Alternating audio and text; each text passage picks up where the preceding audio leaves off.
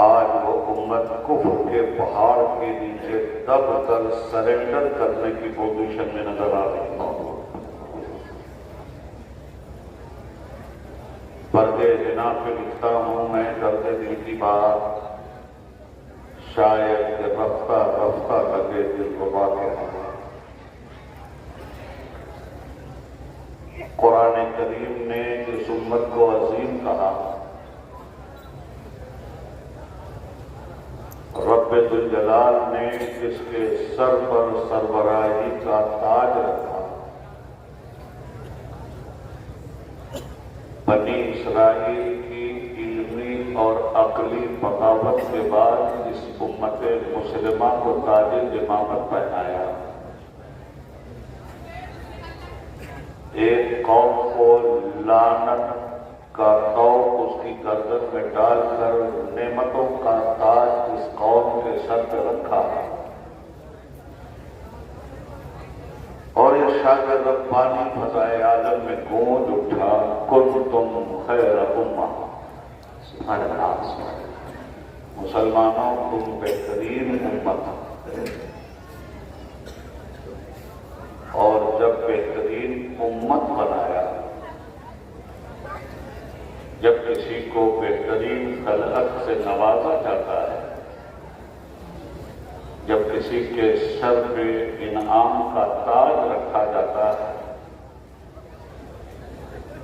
تو جتنی بڑی ڈگری اسے دی جاتی ہے اتنا ہی اہم کام بھی اسے سونپا جاتا ہے۔ بے شک، سبحان اللہ، سبحان اللہ۔ ڈگری اس قوم کو بہت بڑی ملی اور ڈگری دیتے ہی اس کی پروفیشنل ڈیوٹی بھی طے کر دی گئی۔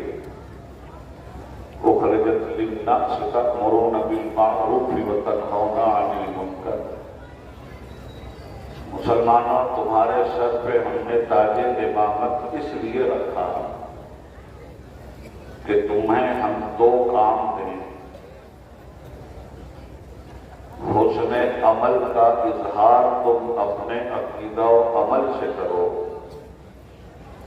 بھلائیوں کو فروغ دو اور برائیوں کو تہہ تیغ کر دو۔ سچے دل سے اللہ پہ ایمان لاؤ۔ یہ ہے قوم مسلم کا انٹروڈکشن، یہ ہے قوم مسلم کا تعارف۔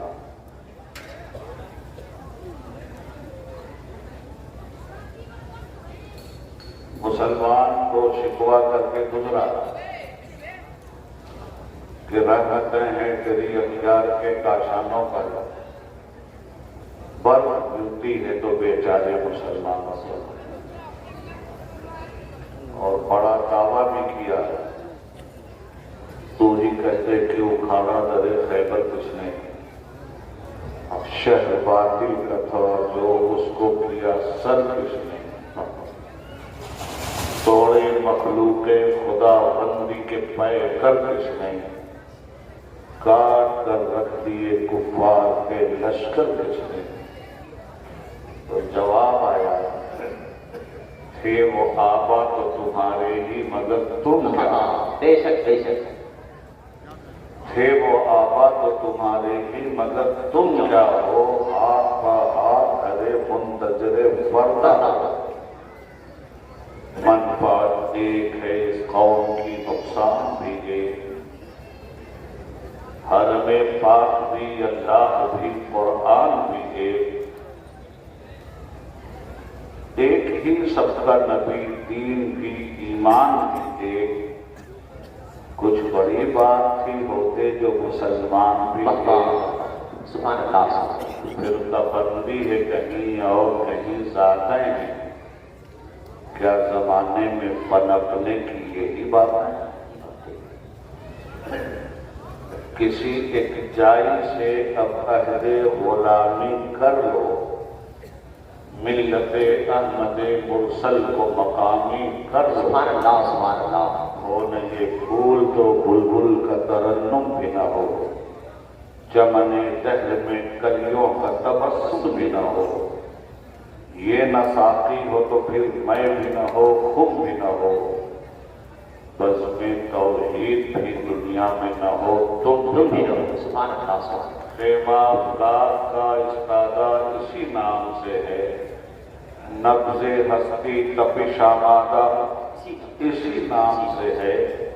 قوت عشق سے ہر پست کو بالا کر دے، دہر میں اس میں محمد سے اجالا کر دے. کی محمد سے وفا تو نے دو حق دے رہے ہیں، یہ جہاں چیز کیا ہے لوح و قلم دے رہے ہیں. سبحان اللہ. نو انسان کو دیا اس فلسفی نے یہ بیان، مرد غازی کا کفن ہے خلعت عمر دوام. نصب کس نے کر دیے مقتل میں حوروں کے خیال، نصب کس نے کر دیے مقتل میں حوروں کے خیال. جانتے ہو اس دبیر نو انسانی کا نام، جو انوکھی فکر تھا، جو ایک نیا پیغام تھا. اس حکیم میں نقطہ پرور کا محمد نام. زندہ باد زندہ باد. نعرے تکبیر، نعرے رسالت. صلی اللہ علیہ وسلم. حضرات گرامی، ان کی مقدس ذات پر رب العالمین نے کلام مجید نازل کیا، جس قرآن کریم کے حفظ کی دولت لے کر مدرسہ مدینۃ العلوم کے یہ 4 حفاظ آپ کی نگاہوں کو دعوت نظارہ دے رہے ہیں. قرآن کریم کیا ہے؟ رب العالمین فرماتا ہے ذالک الکتاب لا ریب فیہ. یہ وہ بلند رتبہ کتاب ہے جس میں شک کی کوئی جگہ نہیں. بہت معنی خیز ہے آیت کا یہ ٹکڑا. حضرت مولانا بدرالدجا صاحب جیسی تحقیق کے ساتھ مربوط مفکر شخصیت، جو علوم قرآنی اور علوم احادیث نبویہ میں دور حاضر میں منفرد حیثیت رکھتی ہے، جس نے شرح مسلم لکھ کر اپنے علم کے مسلمہ ثبوت کو دنیا کے سامنے پیش کیا ہے. آپ ان سے آپ ہی کے علاقے میں ہیں، آپ ہی کے قصبے میں ہیں. قرآن و سنت سے اکتساب فیض کرنے کے لیے بہتر ہوگا کہ جب تک یہ آپ کے قصبے میں موجود ہو، زیادہ سے زیادہ آپ ان سے دینی رہنمائی حاصل کریں. شروع میں سورہ فاتحہ کے بعد جو آپ پڑھتے ہیں سورہ بقرہ کی پہلی آیت تو ہے الف لام میم. یہ قرآن کریم کا کوڈ ورڈ ہے. کوڈ ورڈ کے معنی سمجھنا اور اس کی مراد تک پہنچنا سب کے بس کی بات نہیں. یہ کوڈ ورڈ جس پہ اتارا گیا وہی اس کی حقیقی روح کو سمجھتا ہے، یا جس نے بھیجا وہ جانتا ہے کہ اس کا حقیقی مطلب کیا ہے. غواصان علم نے تو علم کے سمندر میں ڈوب کر الف لام میم کے موتی نکالنے کی ہزارہ کوشش کی، مگر اس کے باوجود یہ کہہ کے تھک ہار بیٹھے کہ اللہ جانے اس کا رسول ہے. اسی لیے آپ قرآن کریم کے ترجمے میں دیکھتے ہوں کہ الف لام میم کا ترجمہ بھی نیچے الف لام میم ہی لکھا ہوا ہے. تو سب سے پہلے تو حسن مطلق نے حروف مقطعات کو جس طرح پیش کیا ہے، اس کی معرفت تو بلبل سدرا کو بھی نہیں. حضرات یہ قاعدہ ہے دنیا میں کہ جب کوئی کسی سے ٹوٹ کر محبت کرتا ہے، آج کل تو خط و کتابت کا زمانہ مفقود الخبر ہو گیا ہے، مگر جب خط و کتابت کا زمانہ تھا تو موبائل پر اوپن محبت کا اظہار نہیں کیا جاتا تھا، بند دماغوں میں محبت کے خطوط ہوتے تھے۔ محبوب اور محب میں جب رابطہ ہوتا تھا تو محبوب و محب اس طرح راز و نیاز کی باتیں کرتے تھے اور ایک دوسرے کی تعریف میں بخودی کا اظہار ایسا ہوا کرتا تھا کہ خط اگر کسی دوسرے کے ہاتھ لگ جائے تو وہ اش کر اٹھے، کیا چاہنے والا ہے، اپنے محبوب سے کتنا پیار کرتا ہے۔ لوگ اکثر اپنے محبوب کی زلفوں کی بات کرتے ہیں، لب و رخسار کی بات کرتے ہیں، نرگسی آنکھوں کی بات کرتے ہیں، وضاحت کی بات کرتے ہیں، ساری باتیں کرتے ہیں، اور اگر یہ خط کہیں سے اوپن ہو گیا تو چرچا ہونے لگتا ہے۔ تو یہ تو دنیا والوں کا معاملہ ہے۔ رب العالمین کے خطوط بھی اس کے محبوب کے پاس آتے رہے، لانے والے سدرۃ المنتہا کی بلبل جناب جبریل علیہ السلام لاتے رہے، مگر خطوط جتنے تھے سب اوپن۔ کبھی خط آیا والضحیٰ، میرے محبوب تیرا چہرہ کتنا خوبصورت اور روشن ہے۔ جبریل امین بھی وجدانی کیفیت سے گزرتے تھے، ہم بھی تو سید الملائکہ ہیں، ہم بھی تو ملائکہ کے رسول ہیں، مگر والضحیٰ جس محبوب کے لیے آیا ہے یہاں تک رسائی تو ہماری بھی ہوئی ہے۔ کبھی پڑھا حضرت جبریل پہلے لے کے آتے تھے تب سرکار کو دیتے تھے، کبھی والضحیٰ لے کے آئے محبوب تیرے چہرے روشن کی قسم، اور کبھی واللیل اذا سجا لے کے آئے محبوب تیری ان زلفوں کی قسم جن سے گھٹائیں خیرات اور بھیک مانگا تھا۔ سبحان اللہ۔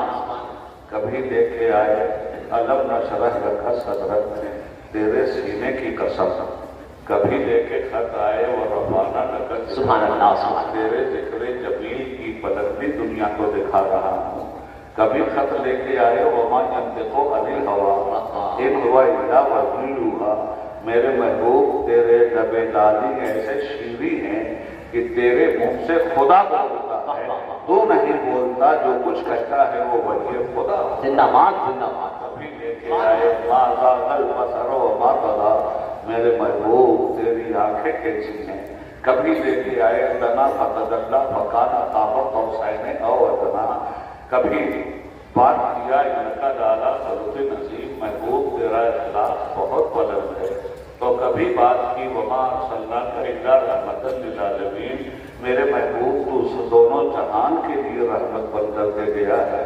غرض یہ کہ اس طرح کے خطوط آتے رہے، جبریل امین بھی جھومتے رہے، کیا محب ہے اور کیا محبوب ہے، مگر جب نقطۂ عروج پہ محبت پہنچ جاتی ہے، جب انتہائی کمال پہ محبت پہنچ جاتی ہے تو پھر خط ایسا آتا ہے کہ بیچ میں قاصد اگر پرچہ اوپن ہے تو اس کی سمجھ میں کچھ نہیں آتا۔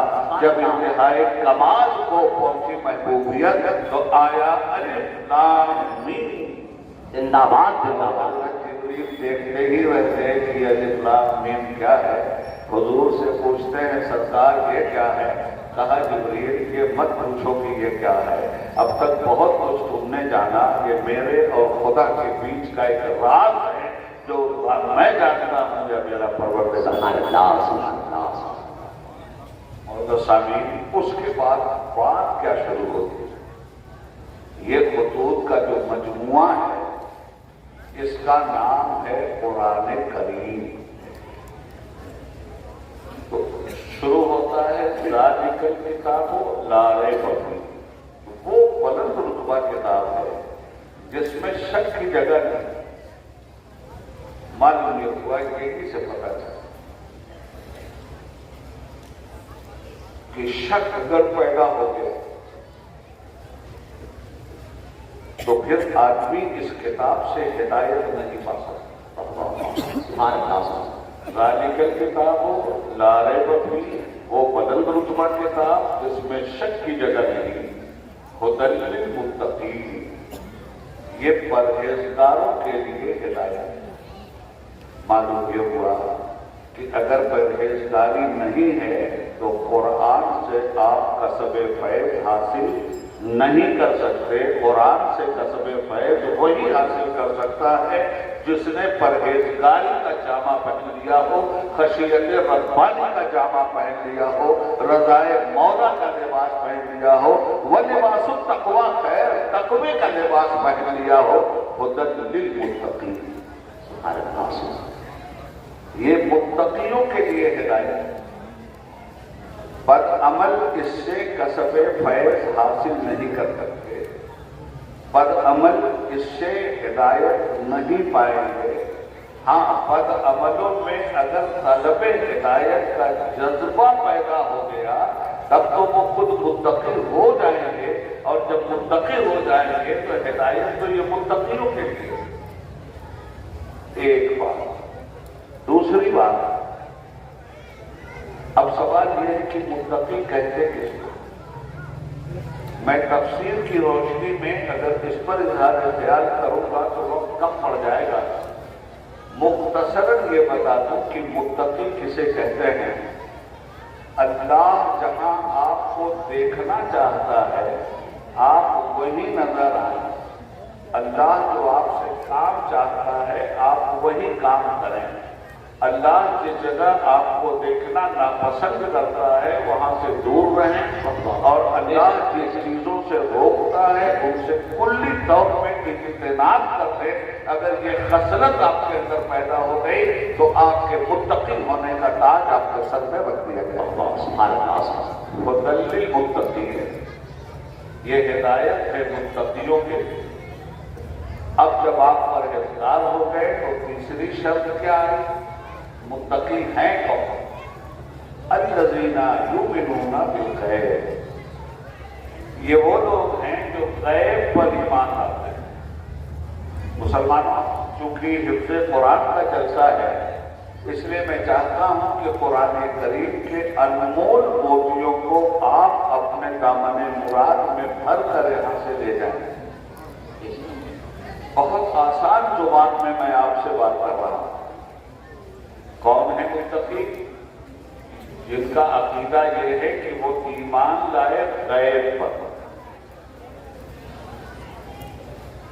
ایمان غیب پر لانے کا کیا مطلب؟ اب غیب کیا ہے اسے بھی سمجھ لیجیے۔ بہت علم غیب پہ بحث ہوتی ہے، مناظرہ ہوتا ہے، میں تو اس فیلڈ کا آدمی نہیں، مگر لفظ غیب کی تشریح تو کر دو۔ غیب اس چیز کا نام ہے جس تک حواس خمسہ کی رسائی نہ ہو سکے۔ حواس خمسہ کیا ہے؟ آنکھ، کان، زبان، ناک، ہاتھ۔ ہاتھ میں پہلے شرط، آنکھ، ناک، کان، زبان اور ہاتھ، یہ حواس خمسہ کہلاتا ہے۔ 5 حواس ہیں، یہ کرتے کیا ہے؟ ان کے ذریعے آپ کو نرم درد، اچھائی اور برائی کا علم ہو جاتا ہے۔ مثلا میں اس لاؤڈ اسپیکر پہ بول رہا ہوں، میں نے اپنے ہاتھ سے اس کو مس کیا، مجھے محسوس ہوا کہ میرے ہاتھ میں ٹھنڈک پہنچ گئی، تو حواس خمسہ میں ہاتھ کی پوزیشن یہ ہے جو چھو کر علم حاصل کرتا ہے۔ زبان کی پوزیشن یہ ہے جو چکھ کر علم حاصل کرتی ہے۔ کڑوا ہے، میٹھا ہے، زہر ہے، شہد ہے۔ آنکھ دیکھ کر علم حاصل کرتی ہے۔ چاند ہے، سورج ہے، اندھیرا ہے، اجالا ہے، پانی ہے، دریا ہے، جانور ہے، یہ آنکھ دیکھتی ہے اور اس سے آنکھ کے ذریعے آپ کے پاس علم آ جاتا ہے۔ کان باتیں سنتا ہے اور علم آ جاتا ہے کہ اچھی باتیں سماج سے ٹکرا رہی ہیں یا بری باتیں سماج سے ٹکرا رہی ہیں۔ یہ ایگزامپلس میں نے آپ کو اس لیے دیے کہ یہی اللہ رب العالمین نے وہ دولت آپ کو دی ہے جس کے ذریعے آپ عقل کی رسائی تک پہنچتے ہیں اور علم کے تمدن والے آشیانے میں بیٹھ جاتے ہیں۔ اب غیب کیا ہے؟ جسے ہاتھ چھو کر نہ پا سکے، جسے آنکھ دیکھ نہ سکے، جسے کان سن نہ سکے، جسے زبان چکھ نہ سکے، اسے غیب ہے۔ تو فرمایا کہ مومن اور متقی وہ ہیں جو ایمان لاتے ہیں غیب پر۔ اب غیب کیا ہے؟ جنت آپ نے دیکھی، آنکھیں جنت دیکھ سکتی ہیں، جنت کی آوازیں سن سکتے ہیں، جنت کا پھل چکھ سکتے ہیں،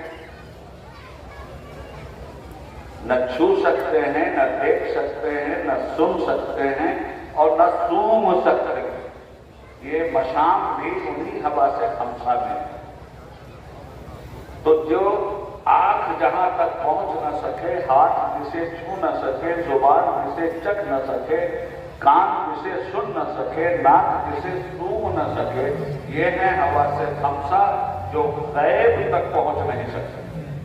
اب غیب ایک حقیقت ہے، چھپی ہوئی چیز ہے، جنت چھپی ہوئی چیز ہے۔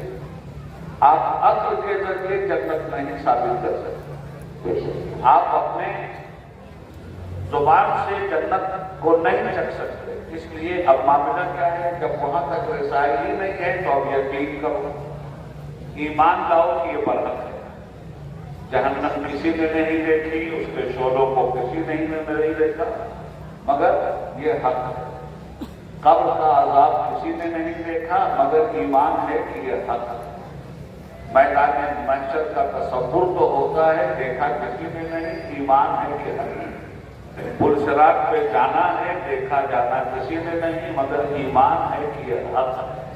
تو یہ حق ہے۔ ہم سے جو کچھ چھپا ہوا ہے، جہاں ہمارا حواس خمسہ نہیں پہنچ رہا ہے، اس پر ایمان لانے کی بات قرآن کر رہا ہے کہ متقی وہ ہیں، پرہیزگار وہ ہیں، صاحب ایمان وہ ہیں جن کا عقیدہ غیب پر ہو کہ وہ غیب پر ایمان لاتا ہے۔ تو ہمارے لیے ہر وہ چیز غیب ہے جو نگاہوں سے چھپی ہوئی، مگر جس کی نگاہ سے وہ چیز نہیں چھپی ہوئی ہے اس کے لیے وہ مشاہدہ، وہ غیب نہیں ہے۔ علمی بحث ہے مگر میں سمجھاؤں گا۔ اس کے لیے وہ مشاہدہ، جیسے ہم رب العالمین کے لیے بولتے ہیں عالم الغیب والشہادہ، قرآن کریم میں بھی ہم پڑھتے ہیں عالم الغیب والشہادہ۔ تو مجھے بتائیے وہ کون سا غیب ہے جو اللہ سے چھپا ہے؟ کوئی غیب ایسا ہے جو اللہ سے چھپا ہوا؟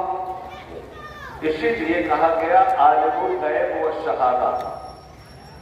شہادت کے اعتبار سے اس کے سامنے کچھ نہیں چھپا ہوا، وہ غیب ہمارے اعتبار سے ہے، رب العالمین کے اعتبار سے نہیں۔ اسی طرح جنت کی سیر میرے مصطفیٰ کو کروائی گئی ہے، جہنم کے شعلے میرے مصطفیٰ کو دکھلائے گئے ہیں، پل صراط کا نظارہ میرے مصطفیٰ کو کروایا گیا، حوران بہشتی سے ملاقات میرے مصطفیٰ کی کروائی گئی ہے، عرش اعظم تک میرے مصطفیٰ کی رسائی ہوئی ہے۔ یہ سب ہمارے لیے تو غیب ہیں، مصطفیٰ کے لیے غیب نہیں ہے، یہ مصطفیٰ کے لیے مشاہدہ۔ تو اگر ہم کہتے ہیں کہ رسول اللہ کو علم غیب تھا تو اب تو بات بالکل صاف ہونی چاہیے نا، ان کے اعتبار سے وہ غیب نہیں ہے، ہمارے اعتبار سے وہ غیب ہے، اس لیے کہ وہ تو رسول کے اعتبار سے شہادت ہے، مصطفیٰ کا مشاہدہ ہے۔ اب قرآن کریم، اور میں پھر ایک بات عرض کروں، اس کو بھی سمجھیے، اصل میں نے بہت ادب فلسفہ کیا دیا، اسے بھی سمجھ میں۔ فلسفی کہاں تک پہنچتا؟ فلسفی گمان کا کا مسافر ہے، یقین کا مسافر نہیں۔ اس کے گمان بدلتے رہتے ہیں۔ اسی طرح سائنٹسٹ یہ گمان کا مسافر ہے، اور ایک منزل اس کے سامنے آتی ہے، اس کے علم کی روشنی میں، اس کی محنت کی روشنی میں، اس کے تجربات کی روشنی میں، کہ یہ ان مخفی چیزوں کو بھی سامنے لا کر رکھ دیتا ہے جن چیزوں سے ہمارا کبھی واسطہ نہیں پڑا تھا اور ہم نے کبھی سوچا بھی نہیں تھا۔ مثلا کبھی سوچا تھا آپ نے کہ انسان چاند پر جائے گا؟ کسی کے خواب و خیال میں یہ بات تھی؟ اور جب 1969 میں انسان 68 میں پہنچ گیا تو معلوم نہیں کتنے لوگوں نے انکار کر دیا، مگر آج تو یہ بدیہی حقیقت ہے کہ انسان چاند پر پہنچ گیا، پہنچا یہ انسان چاند پر۔ کبھی تصور کیا؟ کبھی سوچا تھا؟ نہیں سوچا تھا۔ کبھی آپ نے سوچا تھا کہ علم جدید کو سائنس آپریٹ کرنے کی ریسرچ کر کے علم مشاہدہ میں لائے گی؟ کبھی نہیں سوچا تھا۔ کبھی سوچا تھا کہ انسانی کلیات کی تحقیق کر کے سائنس مخفی قوتوں کو بروئے کار اظہار کی صورت میں لا کر رکھ دے گی؟ کبھی نہیں سوچا تھا، مگر آج یہ سب کچھ ہو رہا ہے یا نہیں ہو رہا؟ بے شک تو آپ سائنس کے احسان مند۔ مگر اب آئیے اصول کی بات کریں۔ سائنس کا اصول کیا ہے جس پر آپ ایمان لاتے ہیں؟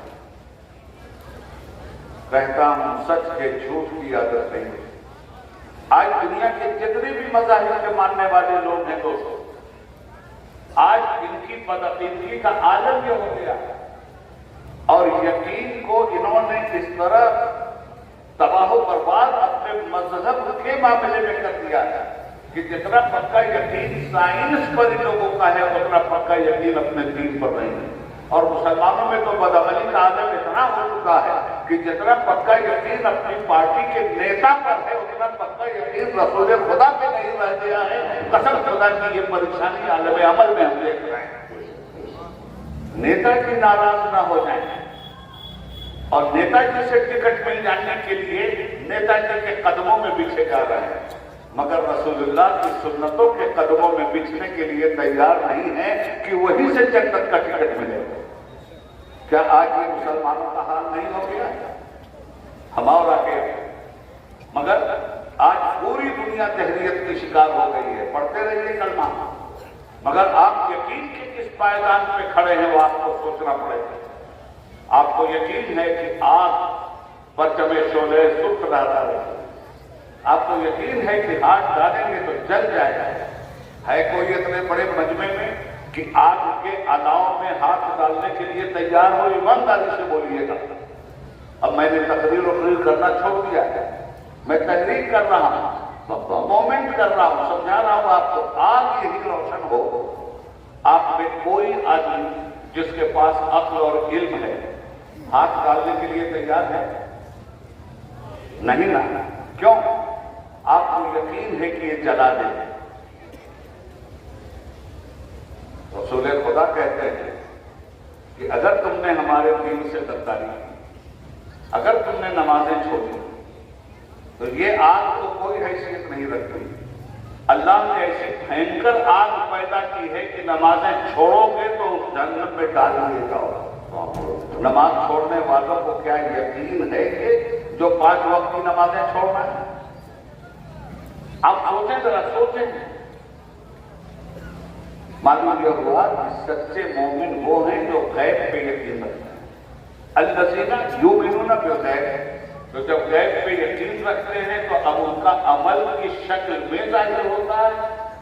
الذین یؤمنون بالغیب ویقیمون الصلاۃ، جو ہی غیب پہ ایمان لائے کہ ان کا عمل ہم یہ دیکھتے ہیں کہ یہ نمازوں سے چپٹ جاتے ہیں، یہ سجدوں کے شیدائی ہو جاتے ہیں، یہ تسبیح و تحلیل کے فدائی ہو جاتے ہیں، یہ مسجدوں میں جانے کے خوگر ہو جاتے ہیں، یہ جماعت بندگانہ کے عادی ہو جاتے ہیں، یہ اللہ کا گھر چھوڑنے کے لیے تیار نہیں ہوتے کہ یہی وہ گھر ہے اور یہی وہ در ہے جہاں سر جھکا کر ایک مومن یہ کہتا ہے کہ پروردگار جو کلمہ تیرا ہم نے پڑھا ہے، ہمارا سجدہ اس بات کی گواہی دیتا ہے کہ ہم مسلمان ہیں، ہم مومن ہیں۔ مگر سجدے کے بغیر کلمے کی گواہی سجدے کے میں دے۔ اب بات آئی وَيُقِيمُونَ الصَّلَاةَ۔ اب مومن کی پہچان یہ ہے کہ وہ نماز کو قائم کرتا ہے، نماز پڑھتا نہیں ہے۔ اور حضرت میں سمجھتا ہوں کہ نماز پڑھنے کا حکم بھی نہیں ہے کہ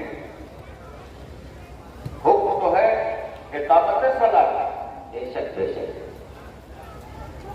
میں نے جہاں تک قرآن کریم کا مطالعہ کیا میں نے ہر جگہ اقامت صلاۃ پایا، اور نماز کی پابندی قرآن کریم میں کم از کم 700 مقامات پر آئی ہے۔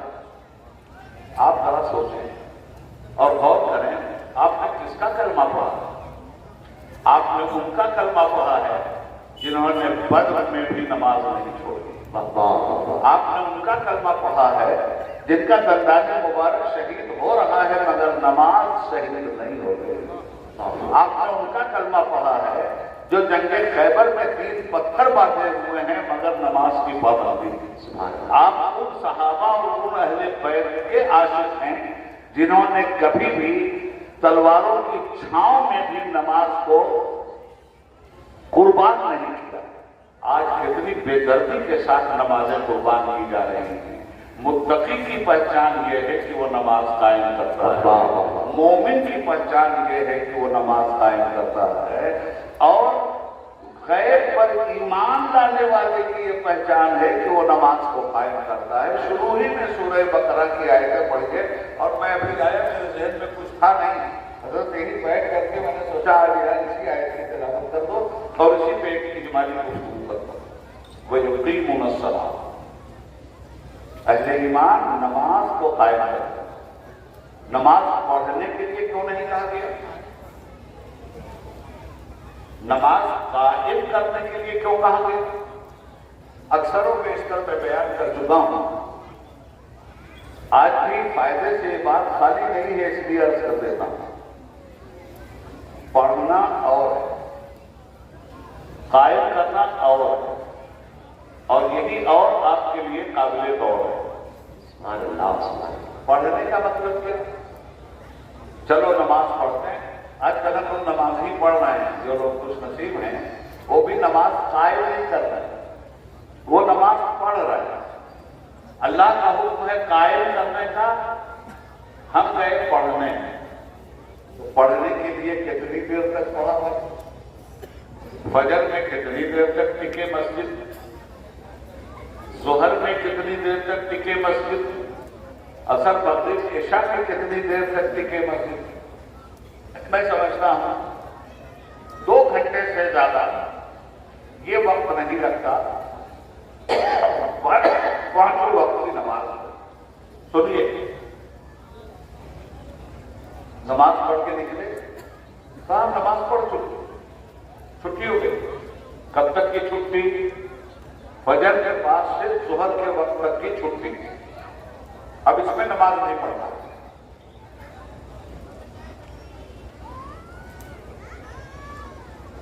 پھر ظہر سے عصر تک کی چھٹی۔ نماز کا مطالبہ یہ نہیں ہے۔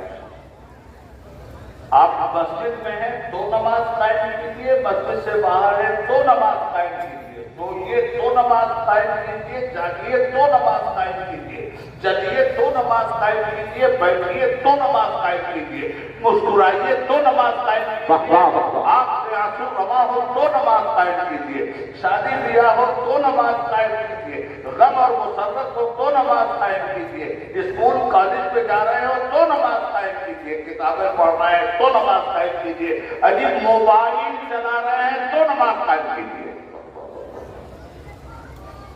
نماز کا مطالبہ یہ ہے، ایک لمحہ بھی آپ نماز کے دائرے سے 24 گھنٹے میں باہر نہیں ہیں۔ یہ 24 گھنٹہ نماز قائم کرتا ہے۔ اب قائم کرنے میں اور پڑھنے میں فرق کیا ہے؟ یہاں تو آپ نے شروع لگا رکھا، آپ کے روم کی مثال ہے، یا آپ لوگوں میں بہت شوقین لوگ ہیں باغات ہیں۔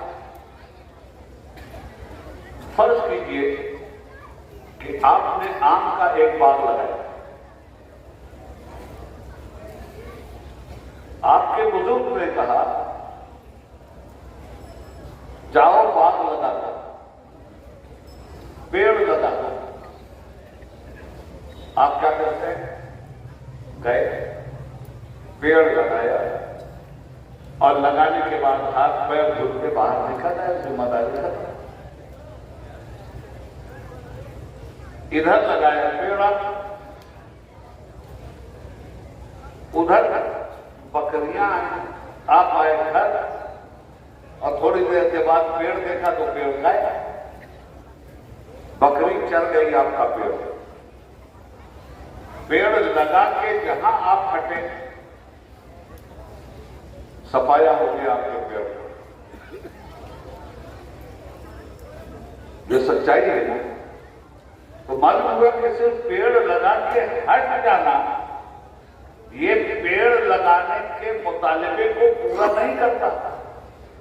اچھا، آپ سے کہا گیا کہ باغ لگاؤ، لگا کے ہٹے باغ تباہ، مگر آپ سے دوسری بات کہی گئی باغ کو قائم رکھو، باغ کو قائم کرو، نماز کرو۔ اب ڈیوٹی بڑھ گئی، صرف پیڑ ہی نہیں لگانا، اس میں کھاد بھی ڈالنا ہے آپ، اس میں پانی بھی ڈالنا ہے آپ، اگر جراثیم آ رہے ہیں، کیڑے مکوڑے آ رہے ہیں تو دوا بھی ڈالنا ہے آپ۔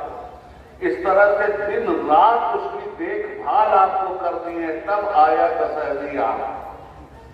اب یہ جب سب کیا تو آنے کے بعد بھی باغ نہیں چھوڑا ہے آپ، 24 گھنٹہ اس کی نگہداری ہے۔ کیوں؟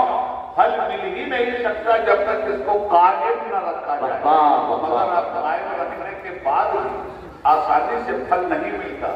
اب کیڑے مکوڑے اسی پھل پہ آتے ہیں، اب بیماری اسی پھل پہ آتی ہے، اب دنیا بھر کے مسائل اسی پھل پہ آتے ہیں، اب باد سرسد کے تیز جھونکے بھی اسی پھل پہ آتے ہیں، اب اسی پھل پہ برف و بارہ بھی آ رہے ہیں، بادیں بارہ بھی آ رہی ہیں، 1000 مصیبتیں آپ کے اس پھل کو برباد کرنے کے لیے اتر رہی ہیں، اور آپ ہیں کہ اپنا پھل بچانے کے لیے رات کی نیند بھی قربان کر رہے ہیں، دن کا آرام بھی قربان کر رہے ہیں، باغی میں مچان بھی آپ نے لگا رکھا ہے، گھر سے وہی کھانا بھی منگا رہے ہیں، وہی پانی بھی منگا رہے ہیں، وہی چائے بھی منگا رہے ہیں، کس لیے کہ باغ نہ اجڑنے پائے۔ باغ لگایا ہے تو اس کا پھل بھی کھانا ہے، اب اس کے بعد اس کا پھل آپ کے حوالے آتا ہے۔ باغ ابھی لگا ہوا تھا، بندر آ گئے اور کاٹ کے آپ کا آم زمین پہ گرا کے ستیہ ناش کر کے وہ چلے گئے۔ اب بتائیے کہ آپ کی عملی دنیا میں یہ ساری چیزیں سامنے آ رہی ہیں یا نہیں آ رہی ہیں؟ تو اگر آ رہی ہیں اور اس باغ کے پھل سے اگر آپ کو ثمربار ہونا ہے، اس سے فائدہ حاصل کرنا ہے، اس کی لذتوں سے ذہن کو اپنے ذہن کو اچھی طرح سے محظوظ کروانا ہے، اس کی لذت سے آشنا ہونا ہے، تو کرنا کیا پڑے گا؟ 24 گھنٹے باغ لگانے کے عمل کو جاری رکھنا پڑے گا۔ قرآن کہتا ہے اقم الصلاۃ لذکری ان الصلاۃ تنہی عن الفحشاء والمنکر۔ میں نے شروع میں پڑھا یہ وہ مقدس کتاب ہے جس میں شک کی جگہ نہیں، ہدایت ہے متقین کے لیے جو ایمان لاتے ہیں غیب پر، وَيُقِيمُونَ الصَّلَاةَ اور نماز کو قائم کرتے ہیں۔ نماز کا جو باغ آپ لگاتے ہیں آپ مت سمجھیے آپ کو اس کی دیکھ بھال کرنی پڑے گی، یہ عمل کا سب سے اونچا باغ ہے۔ آپ صرف نماز پڑھ کے نکل گئے یہ نہیں چلے گا، آپ کو اس نماز کے شجر کی حفاظت بھی کرنی پڑے گی۔ اس نماز کے شجر کی جب آپ حفاظت کریں گے اور 24 گھنٹہ آپ اس کو قائم و دائم رکھیں گے تو یہ شجر ٹہنیاں لائے گا، پھر یہ شجر برگ و بار لائے گا، پھر یہ شجر ثمر لائے گا، اور اس کے اوپر پھل لگیں گے، یہ سجدوں پہ پھل لگیں گے، یہ رکوع پہ پھل لگیں گے، یہ قیام پہ پھل لگیں گے، یہ قعود پہ پھل لگیں گے، یہ سلام پہ پھل لگیں گے، یہ تحیت پہ پھل لگیں گے، یہ سب پہ پھل لگیں گے، مگر ان پھلوں کی حفاظت کرنا ہوگا، اس لیے کہ ان پھلوں پہ بھی کیڑے कीड़े आएंगे, सजदे के फल पे भी कीड़ा आएगा, रुकू के फल पे भी कीड़ा आएगा, क़याम के फल पे भी कीड़ा आएगा, क़ुऊद के फल पे भी कीड़ा आएगा, सुजूद के फल पे भी कीड़ा आएगा। उन कीड़ों का नाम हम आपको बता देते हैं। ये झूठ है वो कीड़ा जो नमाज को खा जाता है, ये जुल्म है वो कीड़ा जो नमाज को खा जाता है, ये बेहुदगी है वो कीड़ा जो नमाज को खा जाती है, ये गद्दारी है वो कीड़ा जो नमाज को खा जाती है, ये बेईमानी है वो कीड़ा जो नमाज को खा जाती है, ये पड़ोसी को सताने वाला अमल है वो कीड़ा जो नमाज को खा जाता है, ये चुगली है वो कीड़ा जो नमाज को खा जाती है। ये है वो कीड़े जिन कीड़ों से इस नमाज को बचाना है, कायम करना है। नमाज में चुगली न करते हैं न चुगली सुनते हैं, नमाज में न झूठ बोलते हैं न झूठ सुनते हैं, तो मस्जिद ही में नमाज नहीं हो रही है मेरे भाई। ये नमाजी जब निकला है बाहर तो अपनी नमाज की हिफाजत करे, इसलिए कि इस नमाजी पे झूठ हमला करेगा, इस नमाजी पे जुल्म हमला करेगा, इस नमाजी पे जिना हमला करेगी, इस नमाजी पे फवाहिश हमला करेंगे, इस नमाजी पे मुखर्रम इखलाक हमला करेंगे। उन्हें हमलों से बचाना है।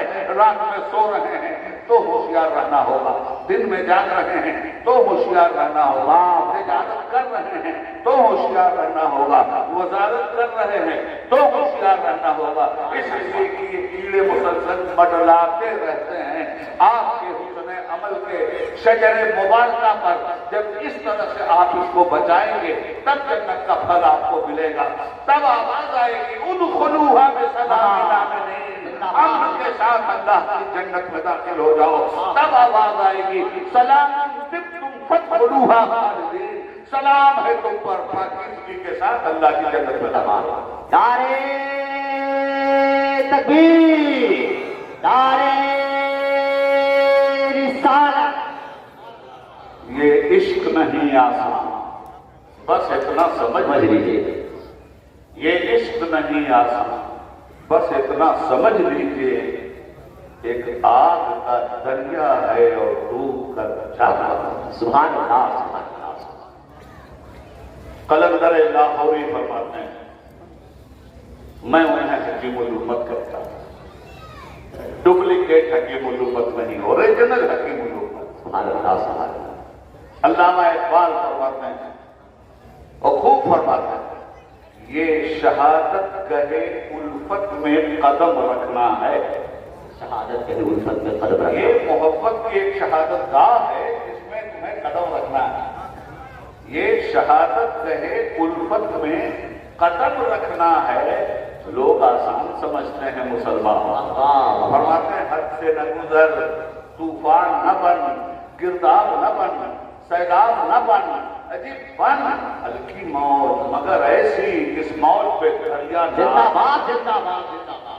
मेरे हजरात, मेरे मोहतरम दोस्तों, सुन लो, कलमे के बाद जो सबसे बड़ा अमल है और यहाँ भी देखिए हिदायत है कुरान मुत्तकीन के लिए। मुत्तकीन वो हैं जो ईमान लाते हैं गैब पर और सलात को कायम करते हैं। ये कुरान का पहला ही चैप्टर है ना, सलात को कायम करते हैं। तो नमाज कैसे कायम करनी चाहिए? ऐसे। और मिसाल के तौर आप आइए, दुकानें हैं ना, कपड़े की दुकान है, फलों की दुकान है। हजरत मौलाना बदरुद्दौजा साहब मुझे लेकर के गए कपड़े की दुकान, कहने हजरत बड़ा नफीस कुर्ता है, कुर्ते का कपड़ा, आइए खरीद ले। हजरत ने पूछा कैसे है ये कपड़ा? ताजिर ने बताया 200 रुपए मीटर। तो हमने हजरत के कान में चुपके से कहा कि हजरत वो सामने वाली दूसरी जो दुकान है यही कपड़ा वहां भी देखा है, यहां से न लेकर वहां से ले। हजरत ने पूछा क्यों? मैंने कहा वो नमाजी है, अभी हम लोग के साथ नमाज पढ़ रहा, तो एक तो हिंद ये दे रहा हूं आपको, कहां खरीदिए, कहां लीजिए, कहां पैसा दीजिए, एक हिंट दे रहा हूं, समझ में आ जाइए तो समझिए।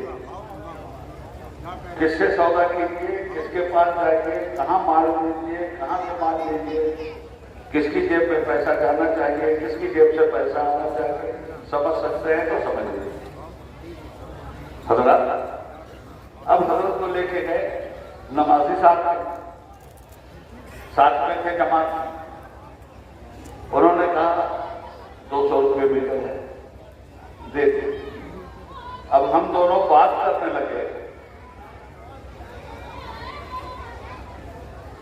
لمبا تھان لینا تھا، ان حضرت نے آدھا میٹر کاٹا، یہ دونوں تو بات کر رہے ہیں، کہاں دیکھ گئے؟ اچھا، پھر وہاں سے نکلے ایک پھل کی دکان، دیکھا نمازی تھا، مسجد سے آیا، پوچھا انہوں نے کیا بھاؤ ہے سیب؟ اس نے کہا 150 روپے کلو۔ حضرت نے فرمایا 2 کلو دے دو، ہم سے بات کرنے لگے۔ تاجر نے دیکھا کہ یہ دونوں بے خبر ہیں، 250 گرام وہاں کاٹ لیا اس نے۔ اسی وقت نماز کان پکڑتی ہے، نماز کے ساتھ چوری کر رہا ہے۔ نماز کا پہلا سبق یہ ہے کہ خدا دیکھ رہا ہے۔ پاپی گنہگار جو خدا تجھے ابھی سجدہ کرتے ہوئے دیکھ رہا تھا، وہ تجھے یہاں چوری کرتے ہوئے بھی دیکھ رہا ہے۔ مسجد کا پہلا ہی سبق اگر یاد کر کے ہم مسجد سے نکل جائے کہ خدا دیکھ رہا ہے۔ اللہ کے حبیب زخم خوردہ انسانیت کے طبیب جناب محمد رسول اللہ صلی اللہ علیہ وسلم نے فرمایا تھا، نماز اس طرح پڑھو گویا تم خدا کو دیکھ رہے ہو، اور تصور اتنا بالغ نہ ہو تو عقیدہ یہ ہونا چاہیے کہ خدا تمہیں دیکھ رہا ہے۔ تو مسجد میں تو نماز کا پہلا ہی سبق پڑھ کے ہم نکلے کہ خدا دیکھ رہا ہے۔ جب دکان پہ ہم بےایمانی کرتے ہیں، نماز کان پکڑ لیتی ہے، خدا دیکھ رہا ہے۔ جب ہم چوری کرتے ہیں، خدا دیکھ رہا ہے۔ جب ہم غیبت کرتے ہیں، خدا دیکھ رہا ہے۔ جب ہم برائیوں پہ حیائی کرتے ہیں، خدا دیکھ رہا ہے۔ کیا بات کہی ہے کہ خدا کے قرآن کریم نے پہلے کہتا اقیم الصلاۃ لذکری، اس کے بعد فرماتا ہے ان الصلاۃ تنہی عن الفحشاء والمنکر، نماز کیوں قائم کرو، میرا ذکر کیوں بلند کرو؟ اس لیے کہ نماز برائیوں اور بے حیائیوں کو ختم کر دیتی ہے۔ تو پہلا ہی سبق نماز کا، وَيُقِيمُونَ الصَّلَاةَ، نماز قائم کرو۔ اور حضور نے پہلا سبق کیا دیا نماز کا؟ خدا دیکھ رہا ہے۔ جب یہ یقین ہمارے اندر پیدا ہو جائے اور رب کی رحمت کے امیدوار بھی ہوں اور رب کے عذاب سے ڈر بھی رہے ہوں، درمیانی پوزیشن میں اگر ہم اپنی زندگی کو گزار رہے ہیں اور ہر قدم پر یہ احساس ہے کہ خدا دیکھ رہا ہے، وہ صرف رحمان و رحیم ہی نہیں ہے، وہ مالکی و مدین بھی ہے۔ غلط فلسفہ بگاڑنے والوں سے کو میرا پیغام ہے جو یہ کہتے ہیں کہ اللہ رحمان ہے، اللہ رحیم ہے، معاف کر دے گا۔ تو بچوں، اللہ رحمان ہے بے شک، اللہ رحیم ہے بے شک۔ دو جملے اور بڑھاتا ہوں، اللہ غفار بھی ہے، اللہ ستار بھی ہے، چھپانے والا بھی ہے، بخشنے والا بھی ہے۔ مگر جو اللہ کے حکم سے غداری کرتے ہیں، ان کے لیے نہ رحمان ہے، نہ رحیم ہے، نہ ستار ہے، نہ غفار ہے، ان کے لیے جبار ہے، ان کے لیے قہار ہے۔ یہ بات تو نہیں ذہن میں رکھی جاتی۔ رحمان ان کے لیے ہے جو گناہوں میں توبہ کر کے نادم ہو جائیں، رحیم ان کے لیے ہے جو برا راستہ چھوڑ کر کے سچے راستے پہ آ جائیں، ستار ان کے لیے ہے جو اپنے گناہوں پہ شرمندہ ہوں، دامن ستاری میں چھپا دے گا۔ غفار ان کے لیے ہے جو اپنے گناہوں پہ شرمندہ ہو کے رو رو کے گڑگڑائے کریں، شب دیجور کے سناٹوں میں رب العالمین کی بارگاہ میں الہوزاری کریں۔ ان کے لیے وہ ستار بھی ہے، غفار بھی ہے، اور جو دھرتی پہ اکڑ رہے ہیں، نمازیں پڑھنے کے لیے تیار رہی ہیں، شراب پی رہے ہیں اور کلمہ پڑھ رہے ہیں، برائی کر رہے ہیں اور کلمہ پڑھ رہے ہیں، سود کھا رہے ہیں اور کلمہ پڑھ رہے ہیں، ایسے لوگ یاد رکھیں ان کے ساتھ اللہ نہ ستاری کا معاملہ کرنے والا ہے، نہ غفاری کا معاملہ کرنے والا ہے۔ ان کے ساتھ تو اللہ جباری کا معاملہ کرے گا، ان کے ساتھ تو اللہ قہاری کا معاملہ کرے گا۔ نہیں سنا ہے تو سن لو، نمازیں مت چھوڑو، بڑی سخت سزائیں ہیں نماز چھوڑنے کی۔ ایک تو سرکار دو عالم صلی اللہ علیہ وسلم نے فرمایا، کافر اور مومن کے بیچ میں جو حد فاصل ہے، جو امتیاز ہے، جو فرق ہے، وہ یہ ہے کہ کافر نماز نہیں پڑھتا، مومن نماز پڑھتا۔ پوچھئے، بہت معتبر شخصیت بیٹھی ہے، کافر نماز نہیں پڑھتا، مومن نماز پڑھتا ہے، حدیث شریف کے جملے ہیں۔ تو آپ کہہ سکتے ہیں کہ صاحب جس نے کلمہ پڑھا ہے اس کو تو جنت جانے کی دلیل دی گئی، تو آئیے اسے بھی صاف کر دوں۔ اگر آپ نے شرک نہیں کیا، یاد رکھیں، شرک جلی اور شرک خفی بھی ہمارے سماج میں عام ہوتا جانا جا رہا ہے وقت گزرتے سے۔ اگر آپ نے شرک نہیں کیا، اللہ کی ذات اور صفات میں کسی کو شریک نہیں کیا، اور رسول پاک پہ آپ کا پکا یقین رہا اس کی رسالت کی گواہی نہیں، تو ایک دن ضرور جہنم سے یہ کلمہ آپ کو نکال کے لائے گا، اس میں کوئی شک نہیں۔ مگر جہنم سے نکال کر لائے گا کا کیا مطلب ہوگا؟ پہلے جہنم میں جانا ہوگا، پھر نکالے گا۔ تو نماز چھوڑا، یہ جہنم کا راستہ ہے۔ سجدہ چھوڑا، یہ جہنم میں جانے کی دلیل ہے۔ اور یہ عبید اللہ نہیں کہہ رہا، یہ رسول اللہ کہہ رہے ہیں صلی اللہ علیہ وسلم۔ سجدہ چھوڑنے والا جہنمی ہے، ضرور جہنم میں ڈالا جائے گا اسے۔ ایک بات اور کہ نماز کبھی مت چھوڑو۔ ہاں کبھی کبھی بشریت کی کمزوری سے ایسا ہوتا ہے کہ نمازیں قضا ہو جاتی ہیں۔ مثال کے طور پر پکا ارادہ کر کے سوئے ہیں کہ نہیں فجر کی نماز انشاءاللہ قضا نہیں ہونے دے، موبائل آیا لگا کے سوئے ہیں کہ وقت میں اٹھا دے۔ مان لیجیے اتنی بے خبری کی، اتنی بے ہوشی کی نیند ہے آپ کی کہ موبائل بھی نہیں جگا سکا، جاگ بھی نہیں سکے آپ، اتنی بے خبری۔ کوئی بات نہیں، یہ آپ نے جان بوجھ کے نہیں کیا، یہ نماز قضا ہے۔ تو قضا کی ادا بھی رسول پاک نے آپ کو عطا فرمائی ہے۔ پہلے فرصت میں اٹھنے کے بعد وضو کیجیے، نماز قضا کو ادا کر دیجیے، اللہ معاف کرے گا۔ مگر جان بوجھ کر چھوڑیے، یہ قابل معافی نہیں۔ اس بات کو اچھی طرح سے ذہن نشین فرما لیجیے۔ اور مجھے افسوس کہ ہمارے جلسوں میں تقریروں میں بے پناہ غبار باندھے جاتے ہیں۔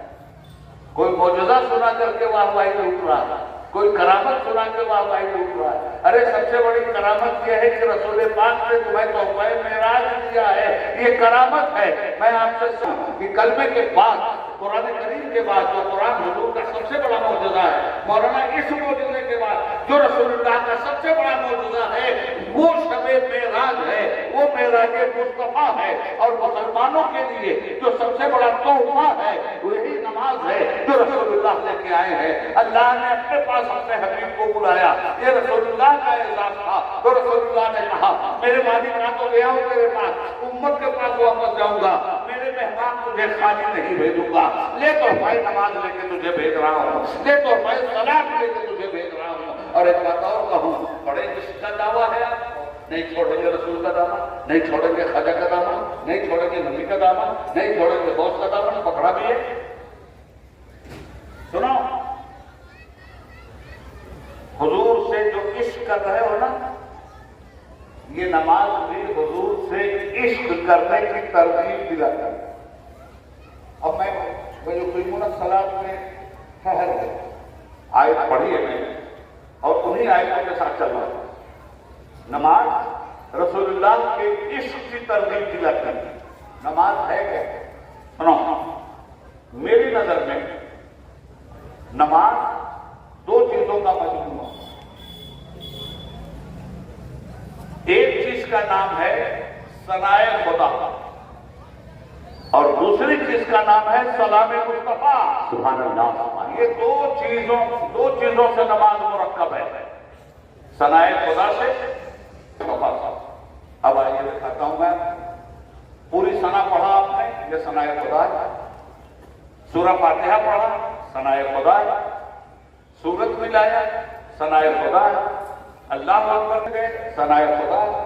سبحان رب العظیم پڑھا، ثنائے خدا۔ سبحان رب الاعلیٰ پڑھا، ثنائے خدا ہے۔ سبحان اللہ۔ التحیات پڑھا، التحیات للہ والصلوات والطیبات، یہاں تک تو ثنائے خدا ہے۔ اور اس کے بعد سلام सलाम मुस्तफा है। अस्सलाम अलैका अय्युहन नबिय्यु व रहमतुल्लाहि व बरकातुहू। अस्सलाम अलैना व अला इबादिल्लाहि सालिहीन। अशहदु अन ला इलाहा इल्लल्लाह वहदहु ला शरीका लह व अशहदु अन्न मुहम्मदन अब्दुहु व रसूलुहू। यहाँ फिर सनाए खुदा भी आ गई और सलाम मुस्तफा भी आ गया, और उसके बाद तो फिर अल्लाहुम्मा सल्ली अला मुहम्मद व अला आलि मुहम्मद कमा सल्लैता अला इब्राहीम व अला आलि इब्राहीम इन्नका हमीदुम मजीद। अल्लाहुम्मा बारिक अला मुहम्मद व अला आलि मुहम्मद कमा बारकता अला इब्राहीम व अला आलि इब्राहीम इन्नका हमीदुम मजीद।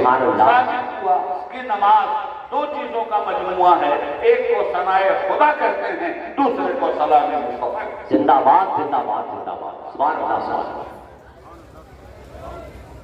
ज़ालिकल किताबु ला रैब फीह।